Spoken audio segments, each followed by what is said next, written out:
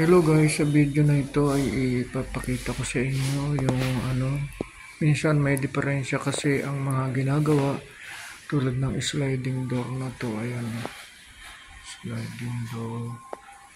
So kung mapapansin nyo, ayan sa gilid, ayan, ang laki ng awang guys. Ayan, laki ng awang, ang laki ng awang, diba?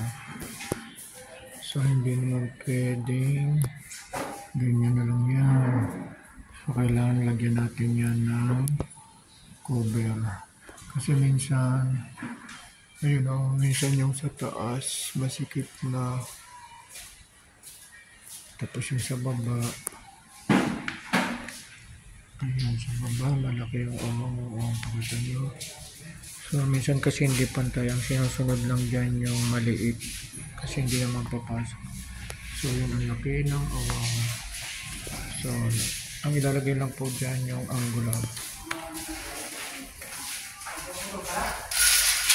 Ito po ididikit lang po yan. Yan, didikitan ko ito mamaya.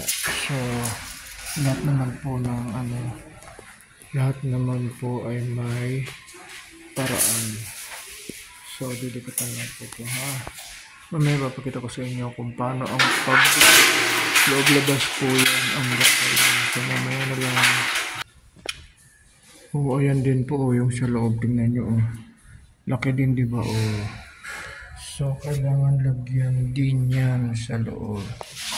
So loob labas po ang gagawin ko dyan para maatakpan po itong kasi kung mamasigyahan pa to matrabaho, pwede naman yung angular. So ganyan lang po ang gagawin nyo guys pag may mga ganitong problema. Yan guys, so lagyan nyo lang ng silicone yung isang side. Yan, super lahat. Yan lagyan nyo lang ng silicone yung isang side. Guys, may nakikita pa ba kayo dyan?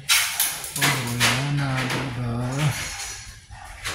Yan, check natin ilalim.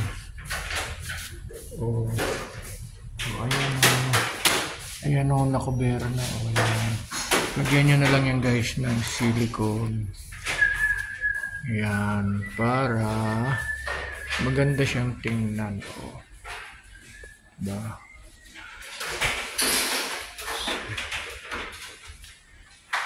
Yan, ito medyo dumumi.